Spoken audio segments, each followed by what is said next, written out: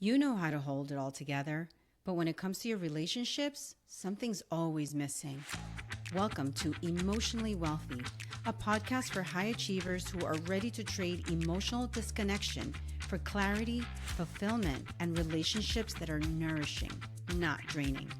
I'm your host, Karen Conlon, licensed therapist, transformational coach, and your guide in turning insight into action. Are you ready for it? Let's do this.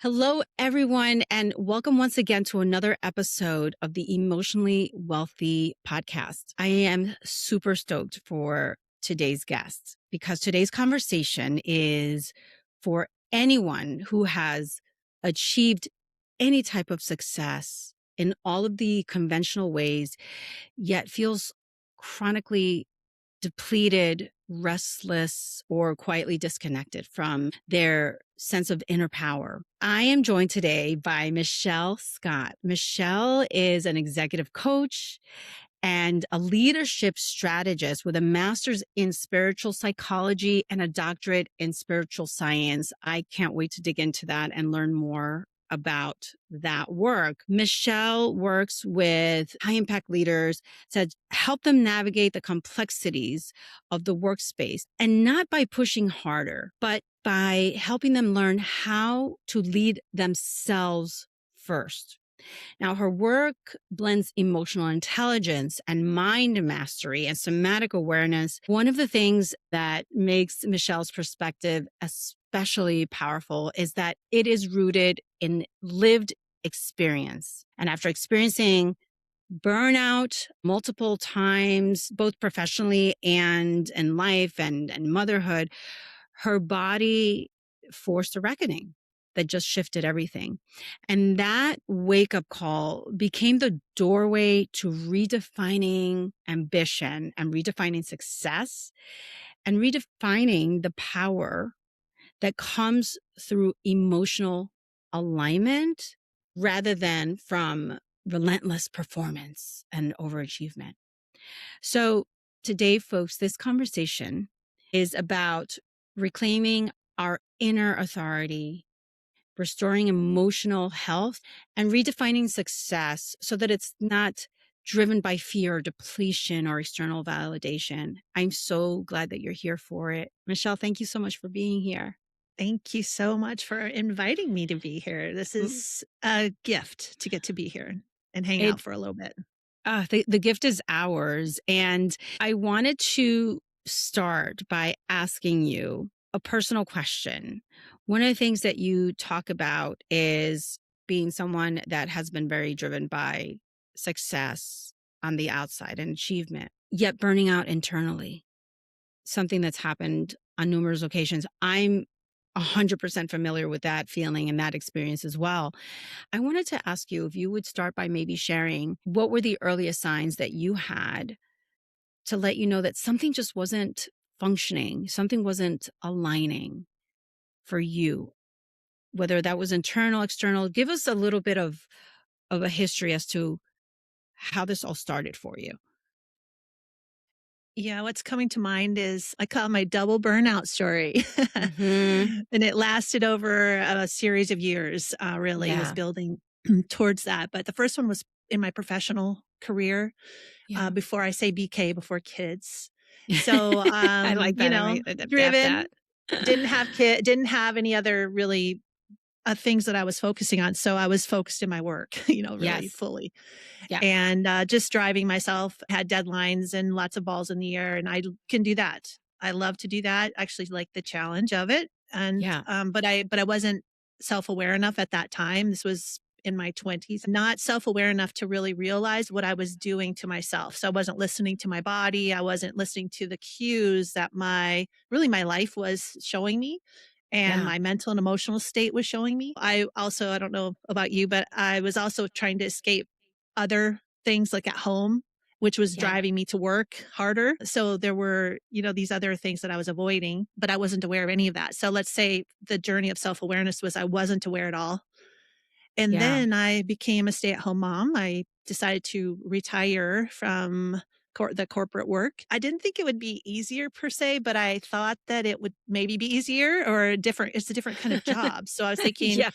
well, think I can handle that better or differently. And after about, I don't know, it's maybe 10 years into being a stay-at-home mom, and I did the same thing. The first time with corporate, I left the job. I was thinking I'll relax. Okay, well, I left it to go to a different company. Then I Right. left it to go to stay-at-home motherhood. But then stay-at-home motherhood, I burnt myself out. I was running the same patterns, which was avoidance of hard conversations, avoidance of myself, and really hearing and tuning into that I wasn't happy inside. So Yeah. really those were my cues, my clues. I wasn't happy. I wasn't feeling good about my life. I had all the good things, you know, big house, marriage, great kids, and inside I was kind of dying actually. It's kind of Yeah. dramatic, but it felt like that. And so then what happened really that woke me up was my thyroid did give out finally, and it forced me to stop. It's kind of like I feel like I had to be forced to stop because I was in that patterning and I was unaware. So my thyroid stopped me. I started paying attention. My body made me pay attention and it sent me on a journey. And that's when I started seeking something deeper, deeper connection to myself, which I didn't even realize is what I was seeking. But through the work of my spiritual psychology program, and then I fell in love with that work and went into the doctor, like so much deep work. But the point is I found myself. I was missing me. There's a Yeah. quote by Dr. Robert Holden, he did the happiness authenticity work. Really great, Yeah. cool guy. Yep. He said, if you're missing something, it's probably you. And so that's what I really discovered. So anyway, but it's just about self awareness, and Oh that my was my journey. gosh. Yeah. Yeah, I mean, there were so many things coming to mind. First and foremost is that your story resonates so much with me personally, of getting forced to stop thyroid cancer as well. So, yeah, and I know it's a different, perhaps diagnosis than yours, but still it forces you to stop. It does something to your body. And I think one of the things that stands out for me is this feeling, this pattern that I see, like so many people who are high performers or high achievers mistake a depletion for motivation yeah. rather than see that depletion as a signal that something's lost inside of us, something's not in alignment. And your experience of your body knowing that truth long before your mind was willing to slow down. I think that's a really common experience because it's something that's come through with so many clients that I've worked with and with myself as well. Absolutely. And at the time though, I didn't know. I wasn't aware of all these things we're going to be talking about today, but I wasn't aware of that. So like a lot of the work I do is helping people become aware first, which that's really the first step is to start to realize like, oh, what is my body saying right now? Start to tune into the different levels. Oh, what are my emotions doing right now? What is my mind doing? Because I did not know that. So Right. that is actually where I start. But then that was part of my journey is my mind was running the show. And so many of my clients, they're left brain, so great strategists, amazing at what they do, and they're driven. And then, but they're just not tuned in. I Yeah. resonate with all of my clients in that way. I'm like, hey, we got to stop. We got to wake up here a little bit. That drive to achieve. And I do want to get into that a little bit more in a few minutes, but that drive to achieve really sometimes, and I think you've said this actually, that sometimes it becomes a substitute, right? For emotional safety and for approval and for Uh-huh. self-worth. Is that what it was for you as well? Yeah, I really figured that out later, after I went through all of this. Ultimately, through the work I did with myself was there was a Yeah. lot of lack inside of myself, not enoughness. Yeah. And there the Yeah. worthiness question underneath, of course. Those are the hidden until we're Yes. aware, the hidden Yes. motivators. But they're strong motivators. They're in the unconscious and they're pushing on us whether we know it or not. And Yeah. the other thing is when those of us with a strong mind, we are so used to that driving the show, and it's Yes. used to driving the show, and we love a good mind. I love my mind, I love it, and Mm-hmm. it's not necessarily the best leader um, of my life. So that's Yeah. part of the journey. But start looking at those deeper pieces underneath is critical, really, actually, to live the best life we possibly can. Yeah. So that's really where the Yeah. work is. Well, and I mean, what you just said makes, again, so much sense to me as I listen to what you're saying and connect more dots. Two things come to mind. The first thing is there's a tendency to intellectualize and count on the things that are tangible and measurable to let them know, hey, you're doing fine, because the emotional is too gray of a space and not clear enough. So when did you realize that this was what was happening to you, perhaps that the go and the productivity was actually trying your attempt to fulfill an emotional lacking? And I don't know if that's the right word. Please correct me if it's not. What's interesting for me, my journey with the emotions, and this is because of childhood patterning, I've learned now, I was avoiding my emotions. Hmm. And the reason I Yeah. was avoiding is because I thought I felt painful to feel some of that. And so a lot of the avoiding I was doing was to avoid the emotions that were bubbling up. The emotions don't go away. They just show up in different ways. And sometimes they can show up as an issue in the body. Yeah. The emotions, stuffed down, repressed emotions, they don't disappear because I don't look at them. Yeah. And my mind is, like I said, a beautiful tool, but it also doesn't, it's trying to keep me safe. It's trying to keep us safe. It's got a good Yes. intention. And if it feels unsafe to feel emotions, it's of course going to be like, no, let's go do something else. Let's not look Yeah. at that because that's not safe. It doesn't feel good. And the truth is sometimes, some of the emotions, they don't feel good. They don't. They don't. And but Yeah. but the truth is also that on the other side of feeling the emotion, which by the way, there's research, if we actually allow ourselves to feel the emotion for like, what, 90 seconds or something, it will pass through. Yes. What I learned through experience then was that it doesn't hurt actually.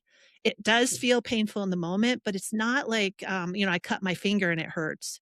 It's Yes. more like it's safe inside of me. I can hold in that and hold for myself while I feel that. And when I come out the other side, I'm still sitting in the same chair. I'm not injured. Yes. I'm safe. And I've allowed this energetic to pass through and it's not being stored in my body, which is part of what the issue can be in health issues is storing these emotions in our bodies. So we want to Yes. get good at and learn to let that pass through, but we have to start to notice that there's an emotion. See, it has to start at the beginning. If I'm not used to tuning into my emotions, I'm used to just ignoring them.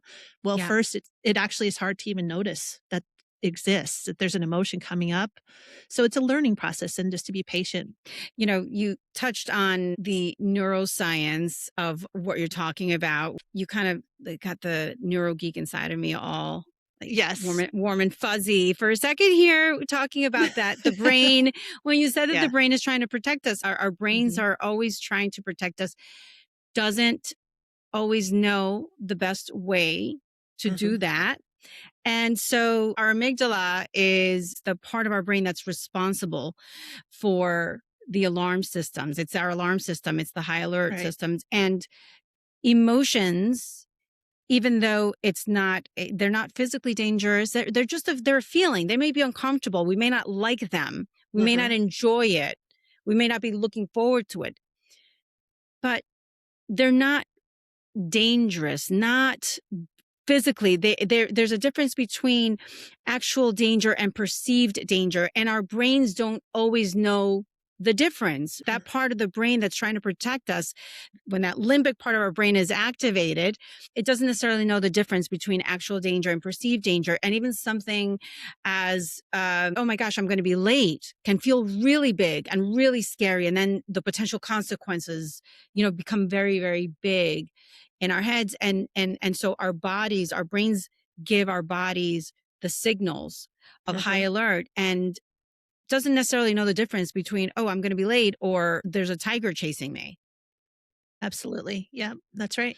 Yeah. And so emotions can feel incredibly scary in that way too. Staying with it, what you were saying before, right? When we talk about achievement, productivity, and all that stuff can feel very, very stabilizing. Mm-hmm. right?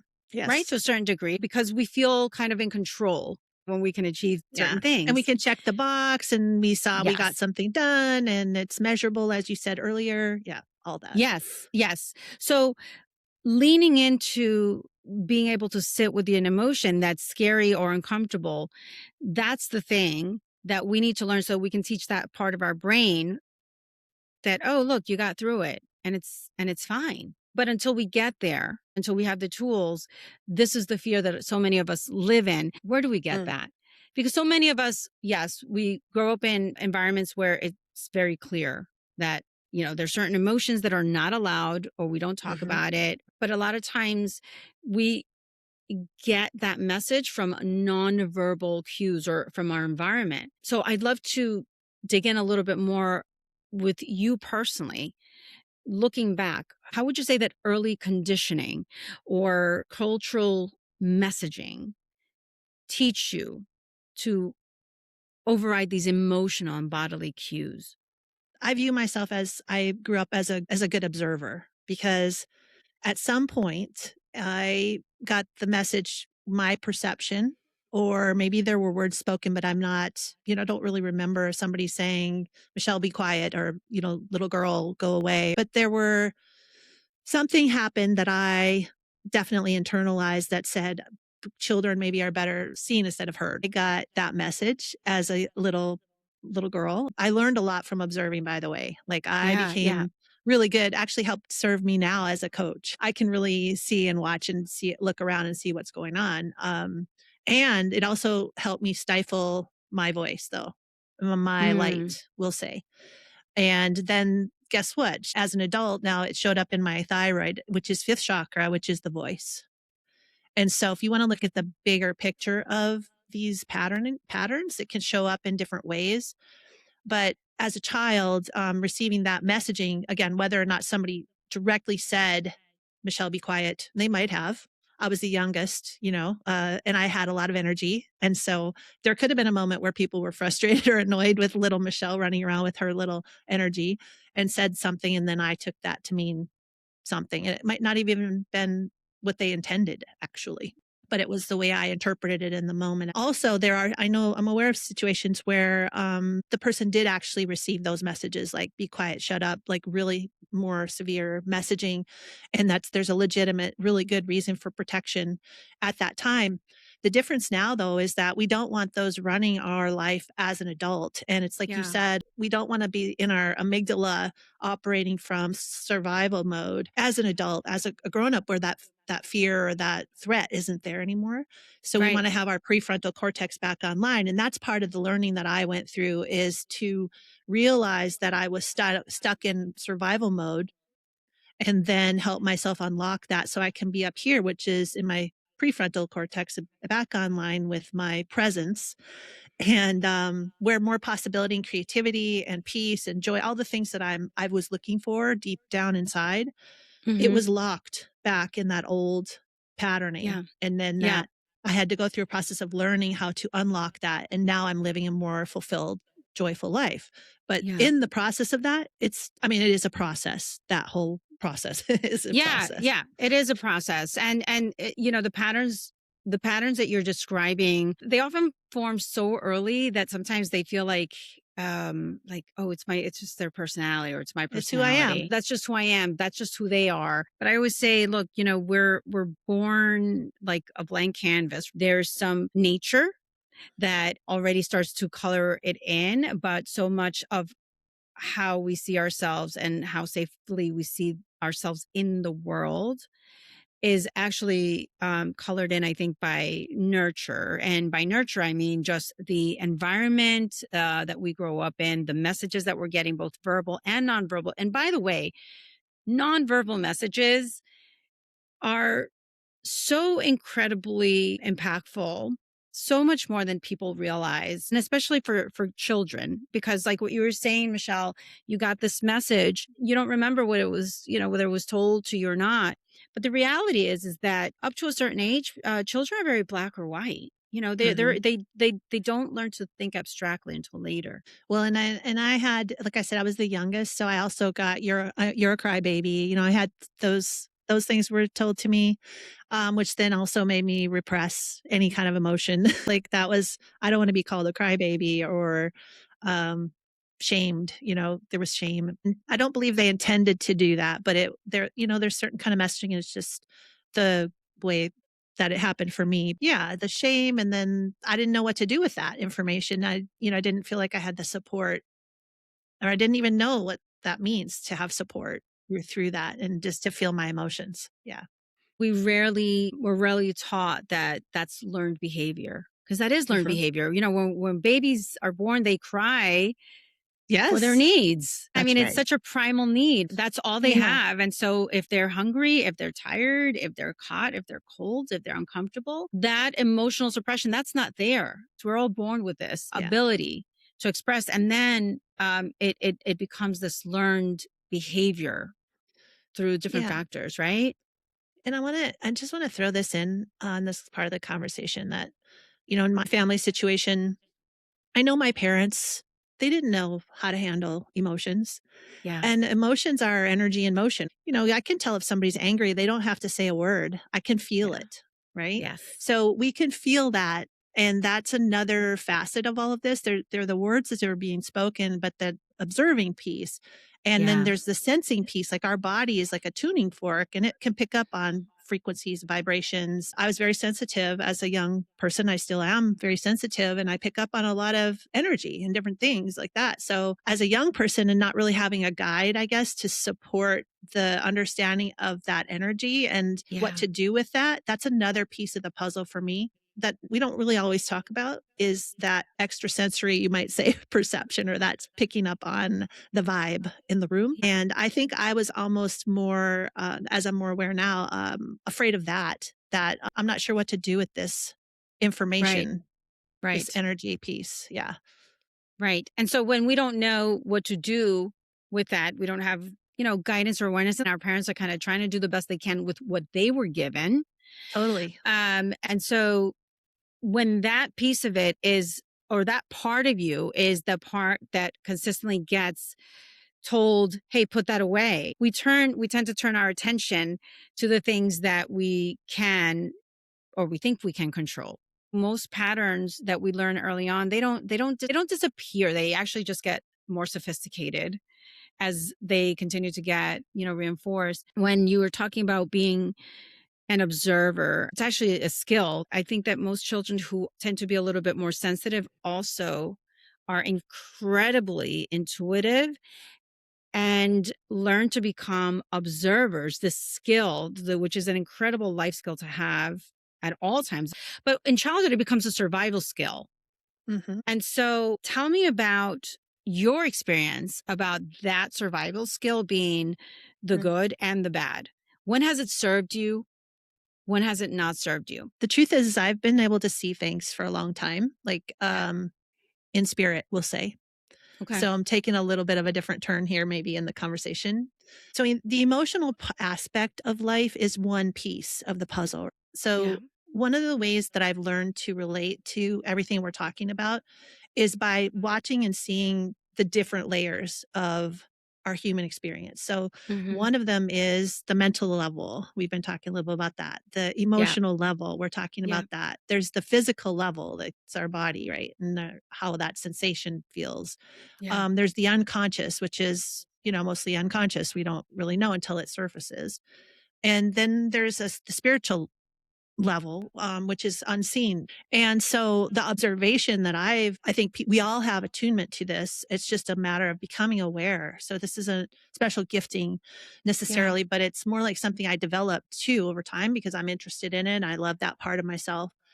But we all have the capability to learn, be that depthful with the way we see ourselves and the way we see others. And the more that I'm aware of all of that, and the more I can bring compassion to all aspects of myself, more loving to myself, like all the places inside that are maybe hurt or just feeling uncomfortable or feeling those emotions. And maybe I feel stuck in that. But the more love I can bring and the more understanding to myself, the more I can bring that out to others and Hmm. help them become more aware and help them slow down and become more observant of themselves. I just think that that is the key. honestly is to become so much more aware of all the layers of ourselves. And Yeah. it's a process. You know, Yeah. I've been in this for a long time and doing this work and looking around, observing, and ultimately, I want people to know that it's time to start loving ourselves and all Mhm. aspects of ourselves, from the emotions that we have to all the layers of our human experience. And the emotions are one of the big ones that people have been, I feel like, avoiding because of the pain, the things we've been talking about. Mental level is more available. It's even being talked about in corporate, like mindfulness and meditation. I feel like emotions are starting now to come into more Yeah. having those conversations in corporate, and they're still trying to figure out, at least the clients I've worked with, trying to figure out how to handle their emotions in the workspace and how to allow them so they're not repressing. But I'm so grateful that those conversations are opening up. Yeah. And I'm happy like you're here. We have people that are here to support that growth. Guess what the next layers are? Yeah. Unconscious material, continuing to look at that. And then the spiritual piece will be coming in more, talking about love and compassion and those kinds of things. So that's just the Yeah. evolution I see. Again, I don't know that where this fits in this conversation exactly, but yeah, just it's Eh, important to me to bring it up. No, So it fits in beautifully because it is this intersection. And actually, I was going to ask you about this. It is this intersection between exactly what you have studied and your doctorate, right? Spiritual and science. These two words, these two terms that don't feel like they should be together. They don't mhm, feel like they're supposed to, in any way, shape, or form, fit together. And yet, it sounds to me like it's that intersection and that combination of experiences that has brought you a source of power and a source of alignment. mhm. It doesn't sound like there should be alignment between those two words and those two experiences, and yet there is. And I would love to know more about that, how you got to with spiritual psychology, right? What is this? And then taking it to that next level, and what is that? Tell us about your education. And I don't mean like academically, I mean your spiritual education. How do you meld the spiritual with the scientific? Because I know that so many of our listeners feel like they have to choose one or the other. I love to talk about this is my favorite part of talking about all of this. So the teaching where I've learned what I've learned is that we can be a spiritual scientist with ourselves. So they are Hmm. not separate at all. You start to learn about these different levels of myself and how I interact with others. And I learned about self-awareness ultimately, but I'm being the scientist with myself, meaning I'm running experiments, or maybe Mm, I try a new behavior or a new patterning, or I start to notice I'm having this repeated pattern that isn't serving me and I want to start to shift it. So I'll apply a tool or a technique to it and run the experiment and see what happens. And ultimately, I want to keep doing the things that work for me and help me fulfill my life in a better way and feel better and have a great experience, and let go of the things that don't help me with that. So, like looping mind, for instance, or, like our mind just looping and looping, looping. Okay, well, what's a pattern interrupt, or what's a technique I could try to uh, disrupt that looping if that's causing me problems or causing an issue. Okay, but then run the experiment and actually apply it. So that's where science comes in with yeah. spirituality.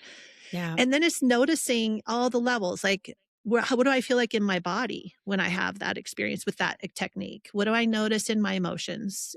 What do I notice? Where do I end up? Do I end up with more anxiety or do I end up with more peace and harmony? And so it's really being an Yeah. observer of myself and my experience through this lens of personal development and soul development. Call it whatever you want to call it, what fits. Spirituality is the finding, this is my definition, the finding of myself. So spiritual psychology is answering the questions: who am I? What is my purpose here on the planet? How can I contribute to the planet? It's really answering those deep questions that many of the older texts and spiritual teachings have been offering us and asking us for thousands of years. But that's the pursuit. It's the pursuit of that. And those the answer to those questions. And what we find is that ultimately who we are is this divine, loving being but our mind is still looking for evidence, right? So the way Yes. to get there, the way to get to the evidence is to start collecting data. And it's really Yes. truly the spiritual scientist. So then I'm going to run experiments with myself and see, well, I know that when I'm more aligned with that energy of loving, that energy of peace, whatever you want to call it, but that's what my experience of who I am is. My essential loving nature is love. It's Mhm. peaceful, harmonious, it's joyful. So I know when I run an experiment, if I have more of that, I'm lining up more with who I am I each love it. time. I So love I'm it. literally running experiments. Yeah. So what I'm hearing you say is, okay, so I start with checking myself in a couple of different ways. My body is giving me signals. If I start to listen, it gives me some signals. And then after I do kind of the self assessment as an observer of myself, I then see, okay, well, I'm feeling off here and here.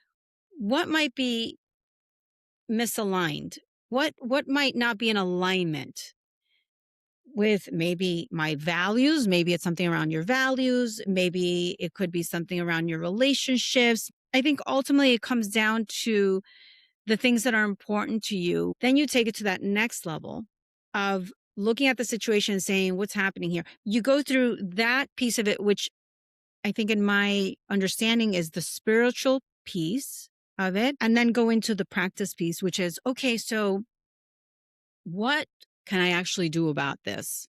Is there Yes. something that's actionable? Is there a behavior, a practice, a tool that I can start to just kind of shift things?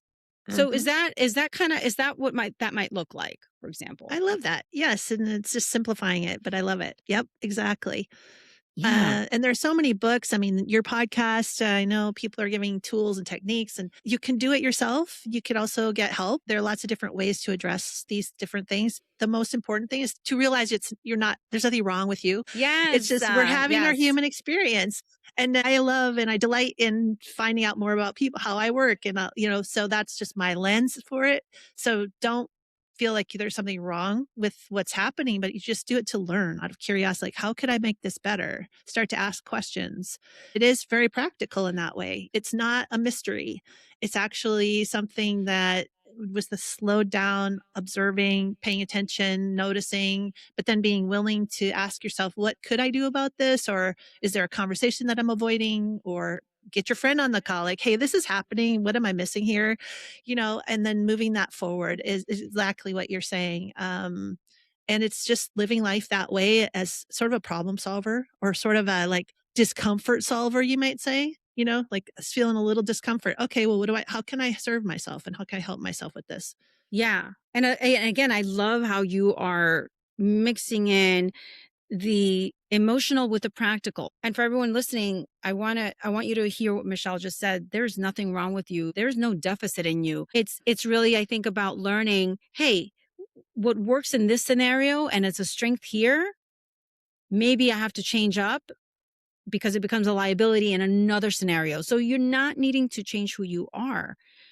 We're really, like you said, becoming observers of ourselves so that we can learn how to apply and when to apply these gifts that we have, because these gifts, sometimes they're gifts, sometimes they become liability. We have to learn to stop, right? Why is it so difficult, Michelle, in your estimation?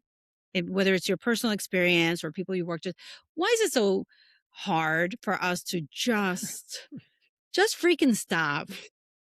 Just stop for a second and like Yeah. listen. I'll just speak like to some of my clients, back to back Zoom calls. And I know like I we could, can't. I'm just talking about the corporate world right now, but I could say the same when I was a stay at home mom, the back to back scheduled activities and our kids, this and Yes. that. So it doesn't matter. We're not talking about any particular role. It's like life, Yeah. human beings.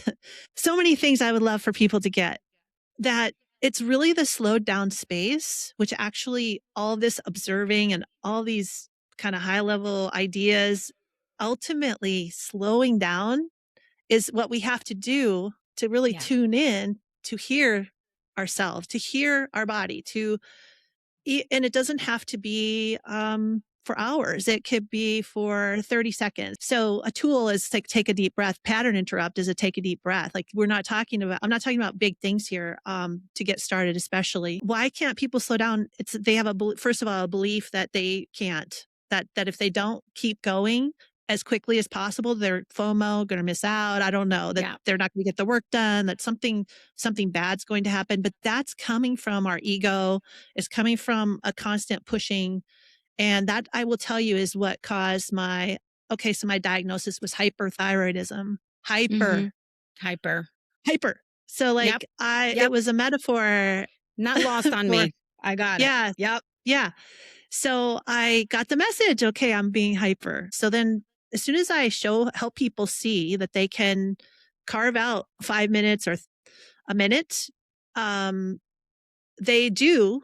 And then they're like, oh, I can. Yeah. So it starts out of just a belief and then pattern habits and Yeah. then feeling pressure from outside and especially in corporate, like their boss is answering emails at midnight. Their boss, oftentimes the boss didn't tell them they have to also respond at midnight.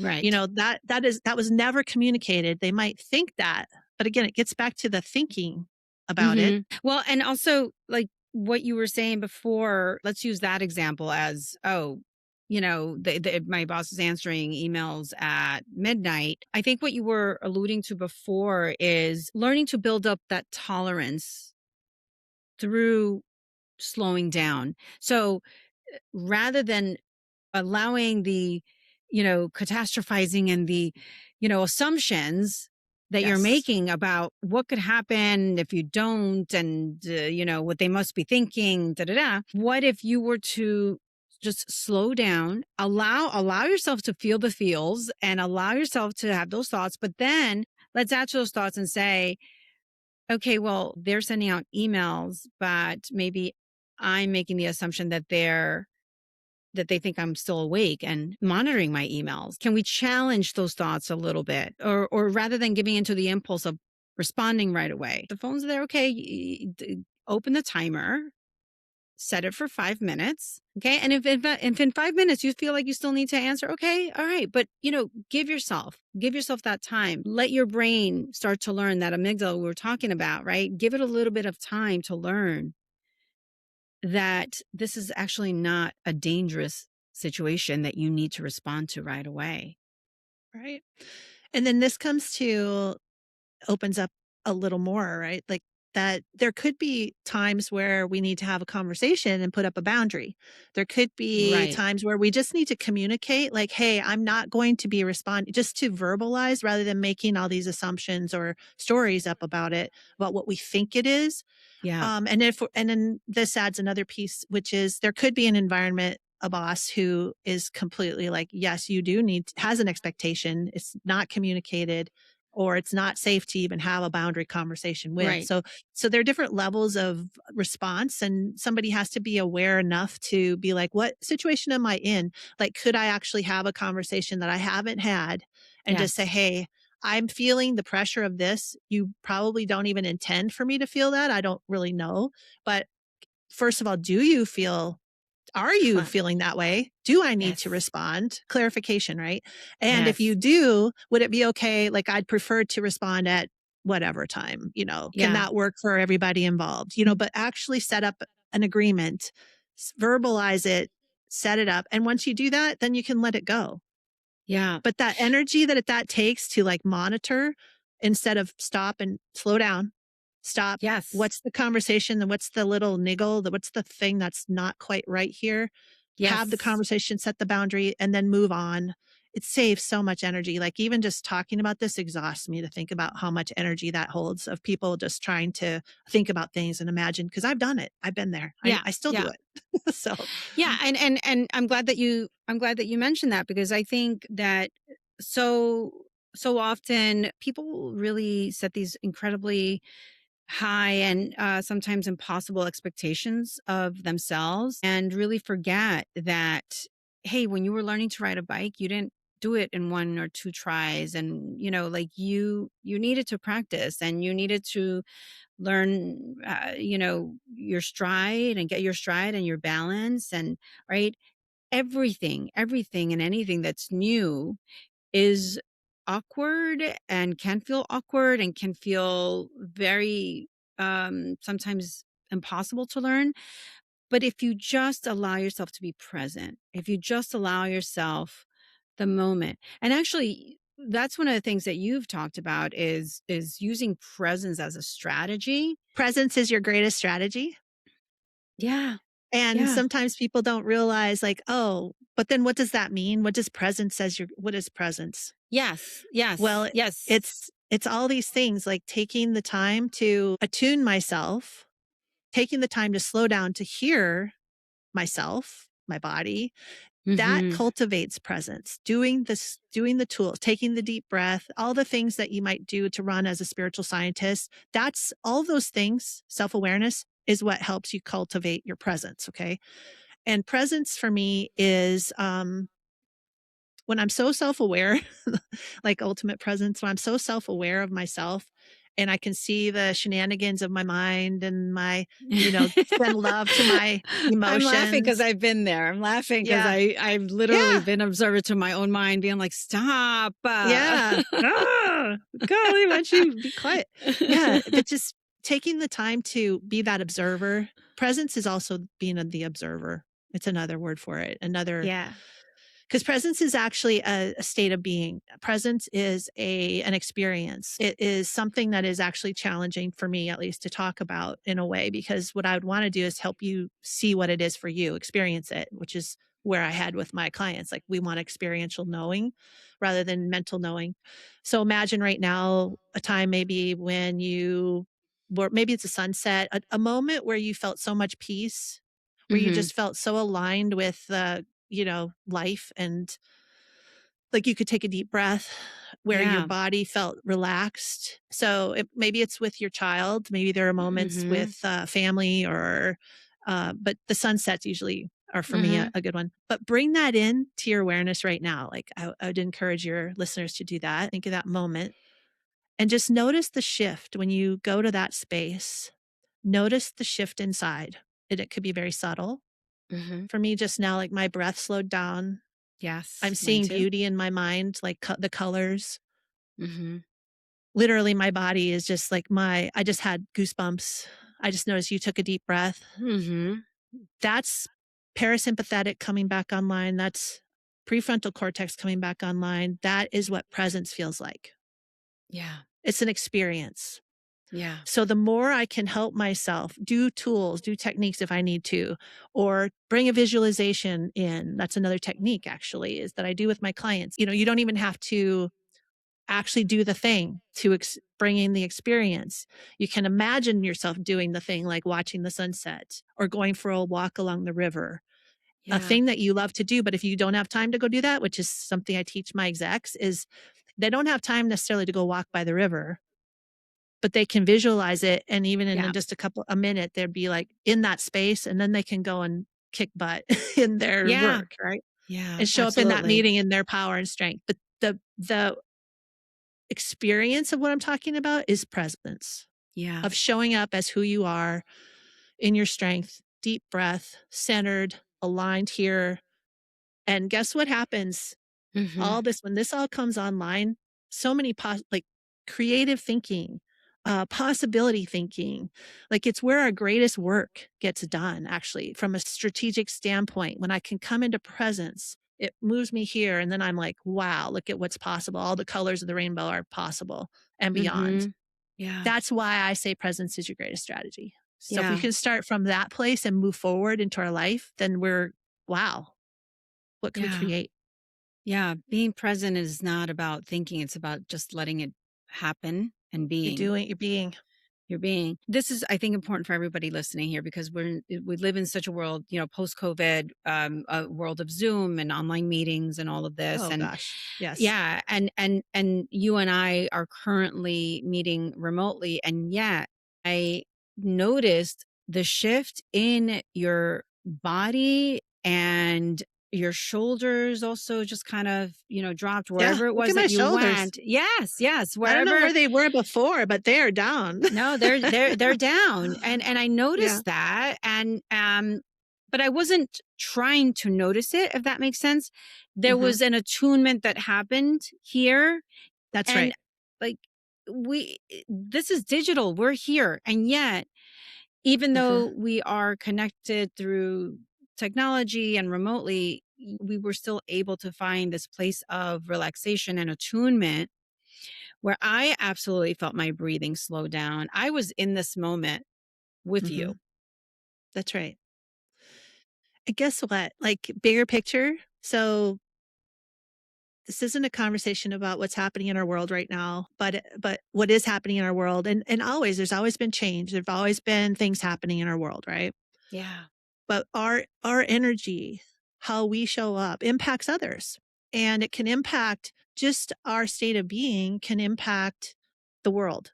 And Yes. because of what you just said, it's Yes. literally how I show up, and it's one of the reasons I do the work I do. Also, is to serve others. It's also to help myself, and it's also to serve and help the world feel better, hopefully on Yeah. some level, right? Yeah. So it's amazing, like what we can do. Gandhi said, "What be the change you want to see in the world?" This is what we're talking about.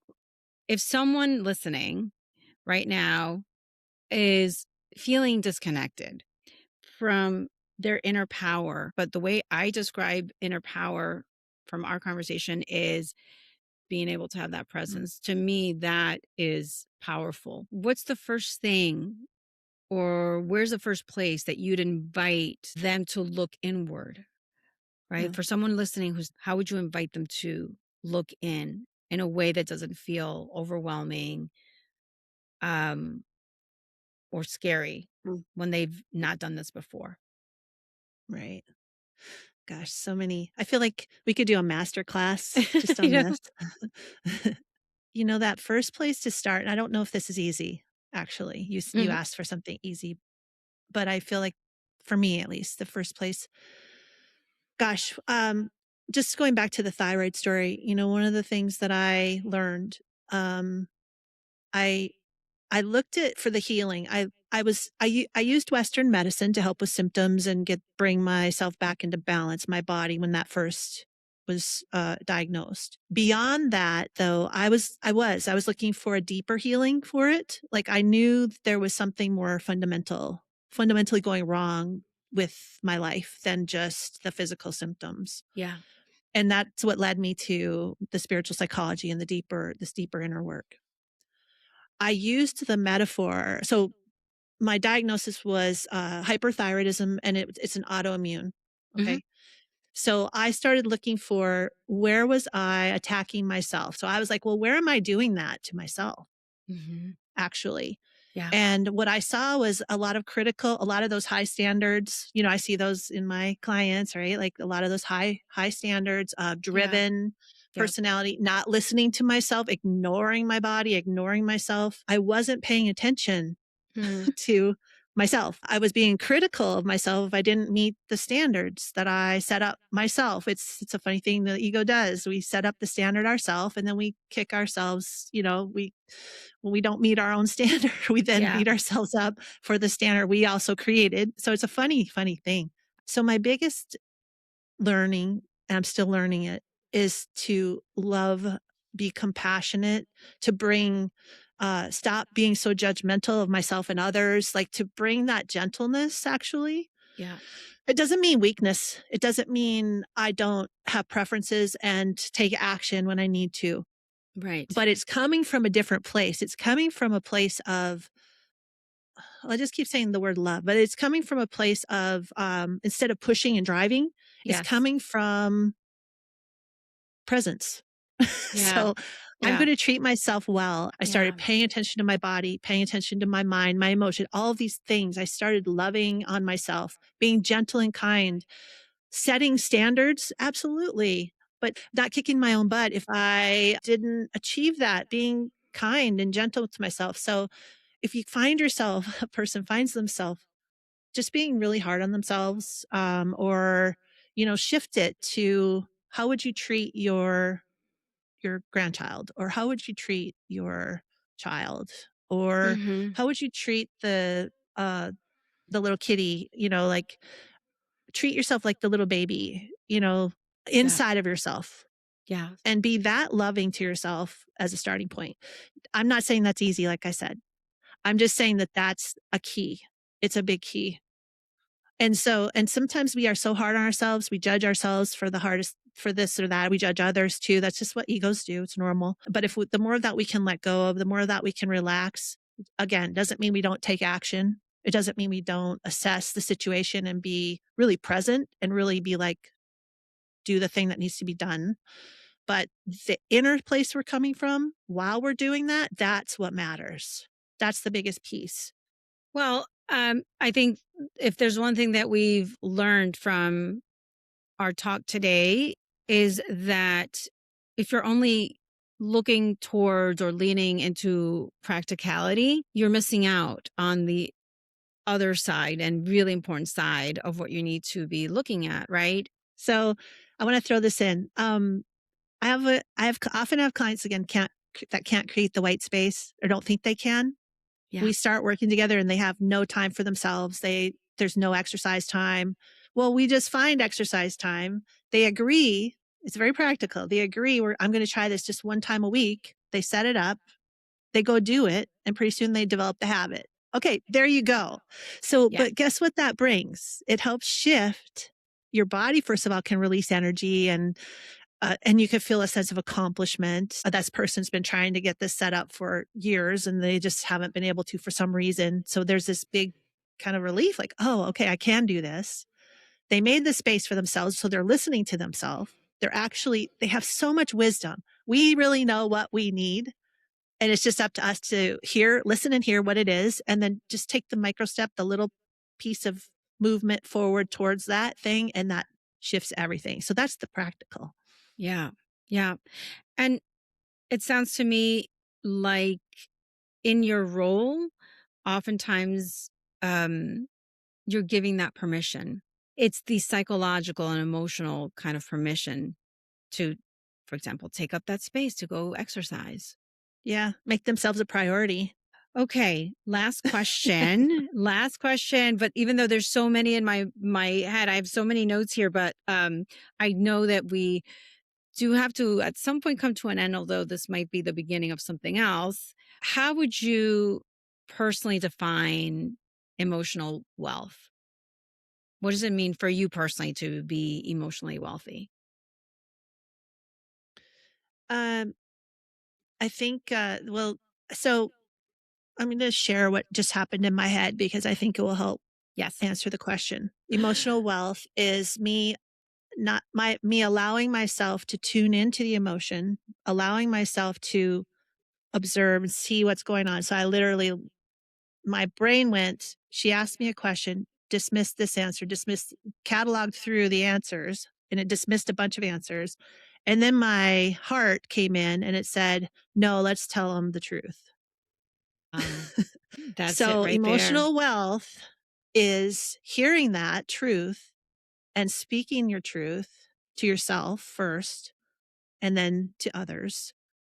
Like the emotion it's actually love. It's actually it's part of who I am. It's a Yes. precious part of who I am and who we all are. It's a part of our lovely human experience. And it really isn't something to be afraid of. It can be very uncomfortable. But the truth is we have emotions and it's time for us to start feeling them. Allow yourself to experience and feel your emotions because they bring the rainbow to our experience, our human experience. Oh, And 1,000%. and I Yeah. love it. I love that part. And it's taken me a long time to say that. Like everybody's in a journey. Go into it with support as you need it, but go into it and learn about that part of your life and yourself and your experience. Yeah. Absolutely. Michelle Scott, thank you so much for coming today. I want to let listeners know how to be in contact. If someone wants to reach out to you, if they're interested in working with you, where could they reach out to you? What would be the best way? A couple of places they can go to. I have my website, of course, michellescottcoaching.com. And on that website is you can book a free discovery call if you want to. That's fine. I call it my leadership strategy call, but it's for anybody. It's self leadership, so it's not Yeah. just those corporate leaders. But on my website, there's a quiz, a leadership presence quiz, and anybody could take it, and it's free. And so you can just go in there, and there are 4 different archetypes that I have in there, and it might be fun, just a fun thing for people to go play with and just see where you're at. But yeah, that's just a place Beautiful. to start. Thank you so much. And for anybody who missed that, don't you worry. We will have it all in the show notes. Michelle, thank you so much. Thank you for sharing your wisdom, for your generosity and spirit, and your gratitude for the work and the learning. Absolutely comes through. And for you listening out there, I want you to experience it too. So reach out to Michelle, read her work, get on her website. Michelle, thank you so much for coming. You're so welcome. I'm so grateful. I mean, you reached out and it was an easy yes. I just wanted to hang out and be in your space for a while. So thank you. It's been wonderful and lovely. The privilege is mine. And thank you all. If you're enjoying the show, just share the love, share the joy. And until next time, as I always say, stay curious, stay connected, and stay emotionally wealthy. Thank you for being here. Oh, hey, quick reminder for you that this podcast is for informational purposes only and is not a substitute for professional advice, diagnoses, or treatment. Always consult a qualified professional with any questions you might have.